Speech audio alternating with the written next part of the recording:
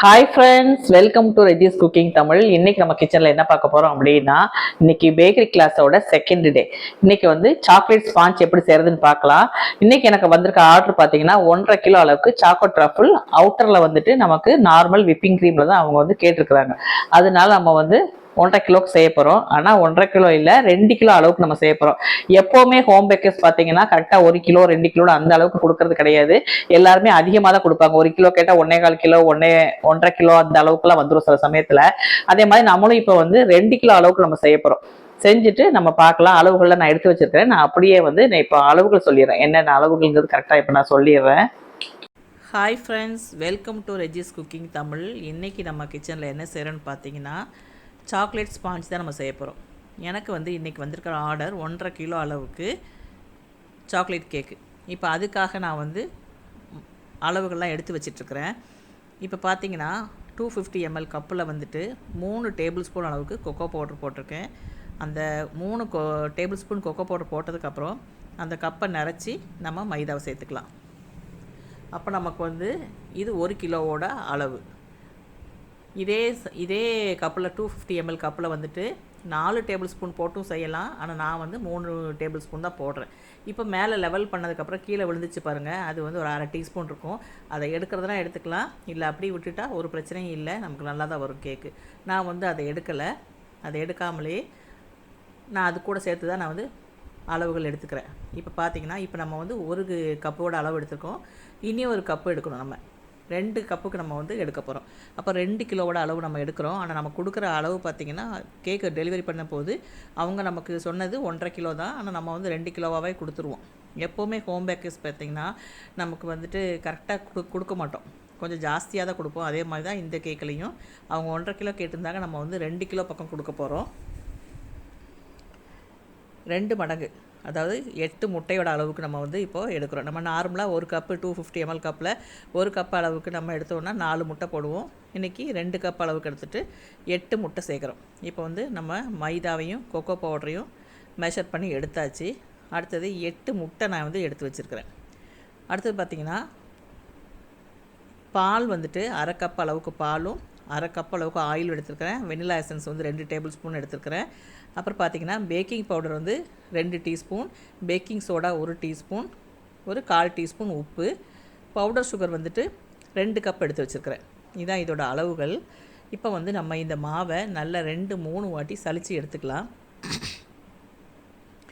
நமக்கு வந்து சலிக்கும் போது நம்ம கரெக்டாக சலித்து எடுத்துக்கணும். இல்லை அப்படின்னா நமக்கு கொக்கோ பவுடர் ஒரு பக்கம் இருக்கும், பேக்கிங் பவுடர் ஒரு பக்கம் இருக்கும். அந்த மாதிரி நமக்கு ஈவனாக பேக் ஆகி வராது. அதனால் வந்து சோம்பேறித்தனம் பார்க்காம நம்ம வந்து சலித்து எடுத்துட்டோம் அப்படின்னா ரொம்ப நல்லது.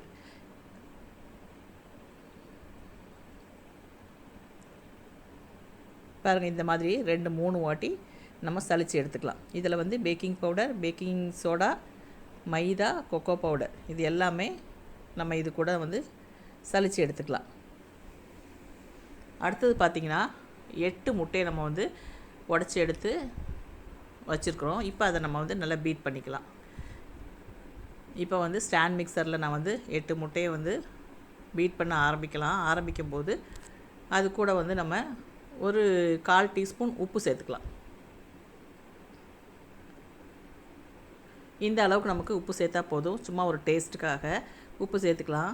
நம்ம வெனிலா எசன்ஸையும் வந்து இது கூட சேர்த்துட்டோம் அப்படின்னா நமக்கு முட்டையோட ஸ்மெல் வந்து கம்மியாக இருக்கும், அந்த அளவுக்கு தெரியாது. இப்போ கொஞ்சம் பீட்டான உடனே நம்ம வந்து பவுடர் சுகர் சேர்க்க ஆரம்பிக்கிறோம். கொஞ்சம் கொஞ்சமாக நம்ம வந்து பவுடர் சுகர் சேர்த்துக்கலாம். இது ஸ்டாண்ட் மிக்சருங்கிறனால நம்ம வந்து மொத்தமாக அப்படி கொட்டினாலும் ஒரு பிரச்சனையும் வராது. ஆனால் வந்து இதை பார்த்து பழகுறாங்க அப்படின்னா அவங்களுக்கு இது வசதியாக இருக்கணுங்கிறக்காக தான் நான் வந்து கொஞ்சம் கொஞ்சமாக எடுத்து போட்டுட்ருக்கேன். இதே மாதிரி நம்ம எல்லா பவுடர் சுகரையும் சேர்த்தாச்சு. இப்போ வந்து ஸ்பீடு அதிகரிச்சிருக்கோம். இதில் வெனிலா எசன்ஸை நம்ம எடுத்து வச்சுருந்ததை சேர்த்துக்கலாம். இந்த கொக்கோ பவுடர் சேர்க்குறதுனால ஒரு சிலர் வந்து சாஃப்டாக ஆகணுங்கிறக்காக ஒரு டேபிள் ஸ்பூன் வினிகர் கூட சேர்த்துக்கலாம். ஆனால் நம்ம வந்து சேர்க்கலை. நம்ம ஸ்டாண்ட் மிக்சர்லாம் அடிக்கிறோம் அப்படிங்கிறதுனால நமக்கு நல்ல மாவு பொங்கி வரும். இந்த முட்டை பாருங்கள் எந்த அளவுக்கு பொங்கி இருக்குதுன்னு. இந்த அளவுக்கு நமக்கு நல்லா பொங்கி வரும். இந்த அளவுக்கு வந்தோடனே நம்ம வந்து ஸ்லோ ஸ்பீடில் வச்சுக்கலாம். 1ஆம் நம்பரில் வச்சுக்கலாம் ஸ்பீடு. ஏன்னா நமக்கு வந்து அப்படி எந்த அளவுக்கு நமக்கு பொங்கி வந்துச்சோ அந்த அளவுக்கு கீழே டக்குன்னு இறங்கிரும். அப்போ வந்து கேக்கு ஹார்ட் ஆயிரும், குழி விழுகும், இந்த மாதிரி பிரச்சனைலாம் வரும். அதனால நம்ம வந்து கொஞ்சம் கொஞ்சமாக மைதாவை சேர்க்க சேர்க்க கொஞ்சம் ஆயிலும் கொஞ்சம் பாலும் மாற்றி கொஞ்சம் கொஞ்சமாக ஊற்றி நல்லா பீட் பண்ணி எடுத்துக்கலாம். ஓவர் ஸ்பீட் மட்டும் வேண்டாம், மெதுவாக நம்ம வந்து பீட் பண்ணி எடுத்துக்கலாம். இதோட அளவுகள் வந்து நான் டிஸ்கிரிப்ஷனில் கொடுக்குறேன், பார்த்துக்கோங்க. 1 கிலோவோட அளவு நான் கொடுக்குறேன். இந்த அளவுக்கு நம்ம ஸ்லோ ஸ்பீடில் நம்ம வந்து கொஞ்சம் கொஞ்சமாக போட்டுக்கலாம். இல்லை அப்படின்னா ஸ்டாண்ட் மிக்சர் கூட வேண்டாம். நம்ம வந்து நல்லா பொங்கி பீட் பண்ணதுக்கப்புறம் மாவு முட்டை நல்லா பொங்கி இருக்கும்போது நம்ம ஸ்பேச்சுலா வச்சு கூட மிக்ஸ் பண்ணிக்கலாம். அதுவும் நமக்கு கரெக்டாக வரும். இப்போ பார்த்திங்கன்னா இந்த அளவுக்கு வந்து நமக்கு மாவு மிக்ஸ் பண்ணதுக்கப்புறம் இருக்குது பாருங்கள். நான் வந்து பேக்கிங் ட்ரேயில் வந்து ஊற்றிட்டேன். ஒரு ரெக்டாங்கிள் ட்ரேயில் தான் ஊற்றிருக்கேன். 180 டிகிரியில் வந்து ப்ரீ ஹீட் பண்ணி வச்சுருக்கிறேன் ஓடிஜியை. ஒரு 35 நிமிஷம் இல்லை 40 நிமிஷம் நமக்கு ஆகும். அந்த அளவு தான் ஆகும்.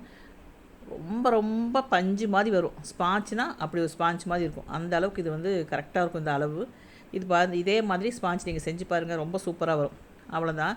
இப்போ நம்ம வந்து ட்ரேயில் ஊற்றுனதுக்கப்புறம் ட்ரே வந்து ஒரு 2-3 வாட்டி நல்லா டேப் பண்ணிட்டோம்னா நமக்கு அந்த ஏர் பபுள்ஸ்லாம் வெளியே வந்துடும்.